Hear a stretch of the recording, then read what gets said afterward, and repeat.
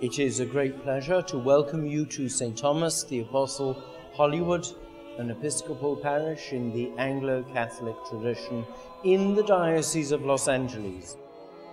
We have been a Christian presence here since the beginning of the 20th century, and the building in which we now stand dates from the 1930s.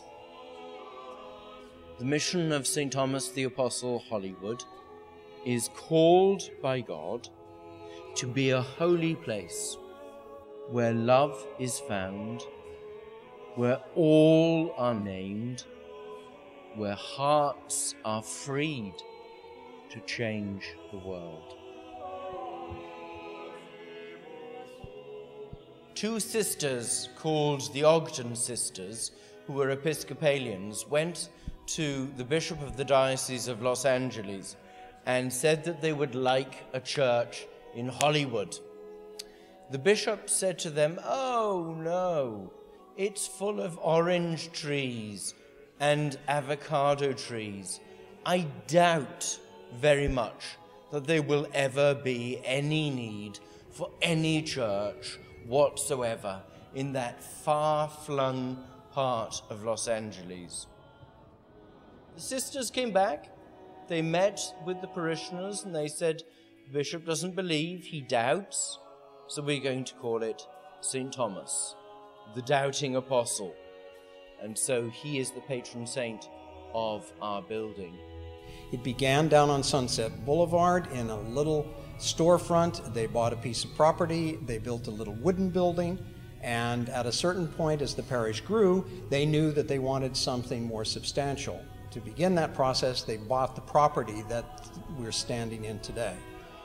Father Wortel, who was the rector at the time, he was a mover and shaker. He knew everybody in Hollywood of any importance, and he was determined that there would be a substantial physical presence for this parish.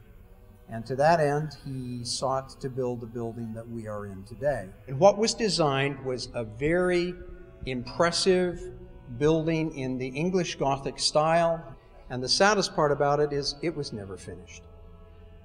They had the money, the Depression came along, and the bank went bust, and it was impossible to complete the building as it was designed. T.S. Eliot once said that the stones of churches are saturated with the prayers of generations, and there is something important and sacred and holy and solid to our buildings. The building, very simply put, is an icon of the life of the world. One of the unique features of this building is its English hammer beam ceiling. A hammer beam ceiling allows the beam, the central beam, to spring from the bracket. On the front of those brackets, or hammers, on the hammerhead, are various designs of religious significance. Because we're in Hollywood, the second set have the masks of comedy and tragedy. Carol Barber, who came here in the mid-80s, realized that Hollywood was facing one of those implacable forces, and that was the spread of the HIV and AIDS virus. But Father Barber, God bless him, in a prophetic way, flew open the wide gates of this church and said that everyone is welcome to come in. And we've carried on that ministry of welcome today. We say regardless of somebody's background, their gender orientation, their politics, they can be conservative or liberal or high church or low church, everyone is welcome here. St. Damien was a Roman Catholic monk who went out to the Hawaiian Islands in the mid-19th century. When he arrived there, he realized that there was a leper colony on Molokai, the island of Molokai, and that it was receiving no ministration from anyone. And so for the next 20 years on Molokai, he served those people with leprosy, and indeed he did contract leprosy himself, and he did die. St. Damien has been the unofficially accepted patron saint of people living with HIV and AIDS.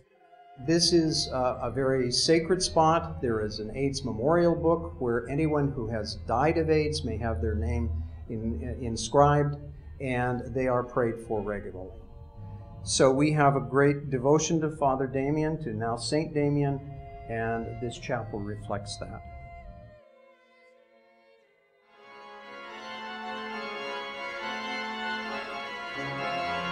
The organ is one of the treasures of St. Thomas the Apostle.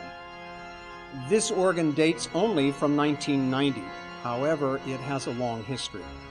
The core of the instrument came from a 1904 Murray Harris instrument. Murray Harris was a preeminent American organ builder of the early 20th century. And very few of his instruments survive, and we are very fortunate to have one of them. Our organ builder, Weston Harris, found out about the instrument. He came to the church and said, we can obtain this magnificent instrument. Then he went to work and for the next 3 years created the instrument as we see today. It has been enlarged. It's approximately 70 ranks. It is one of the 10 largest instruments in all of Southern California. The console shell, this part of the instrument, came from the great Skinner organ at Stanford University, and it alone is extremely valuable and extremely historic. The organ is integral to the kind of services that we perform here. We believe that all good things, art and music, come from God, and that we are not being extravagant in the fact that we have an instrument like this. We are trying to honor God with the best that we are capable of.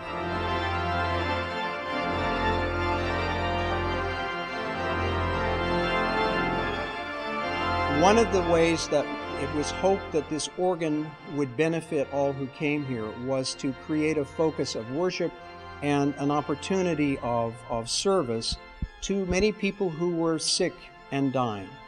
A number of people, because they knew of what St. Thomas was doing in its outreach to people with HIV and AIDS, came to him. And in fact, one was an organ builder, and he said, I have been saving this set of pipes. This set of pipes to me are the finest pipes I have ever had the opportunity to know. I have HIV, I have AIDS, I am dying. But I am giving it to you to include in this organ because I want it to happen. I want it to be part of this ministry that is here. So the organ is far more than just the wonderful artistic treasure of an instrument that it is. It represents a particular time in this parish's history.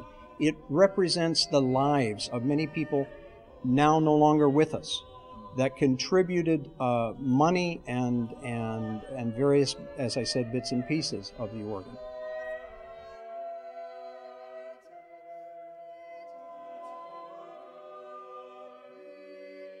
And here we are at the Lady Chapel, so named because it is always under the patronage of Our Lady, and here you can see an image of Our Lady, Queen of the Angels, who are gathered around her, and she is the patroness of our city.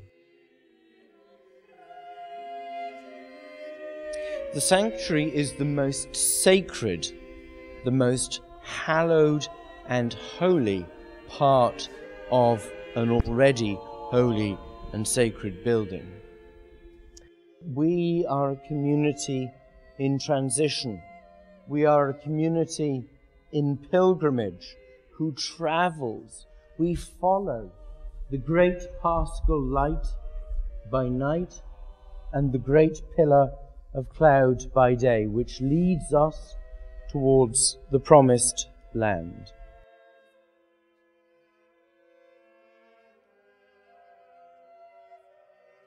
We would love to see you in person.